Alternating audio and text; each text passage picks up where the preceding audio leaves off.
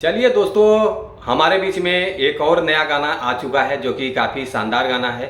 सुनने में बहुत मज़ा आ रहा है। तो गाने का बोल मैं आप लोगों को बता देता हूँ। नगीना लागेलू, जो कि काफ़ी अच्छा गाना है और इस गाने को गाए हैं बिक्की बबुआ जी। तो आज हम इन्हीं के गाने के बारे में बात करने वाला हूँ इस वीडियो में। तो वीडियो को लास्ट तक देखते रहें और जो लोग भोजपुरी बुड हंगामा चैनल को अभी तक सब्सक्राइब नहीं किए हैं वो लोग सब्सक्राइब कर लीजिए। चलिए वीडियो को शुरू करते हैं।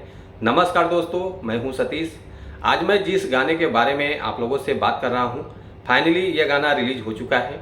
वो आगे बात करेंगे किस चैनल से रिलीज हुआ है, पहले गाने के बारे में बात कर लेते हैं।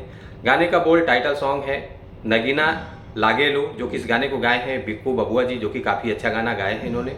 और इस गाने को लिखा है जेपी बिहारी जी, जो कि काफ़ी शानदार गाना है। और म्यूजिक डायरेक्टर हैं रवि राज देवा जी। काफ़ी लाजवाब म्यूजिक है गाने का, बहुत ज़बरदस्त है।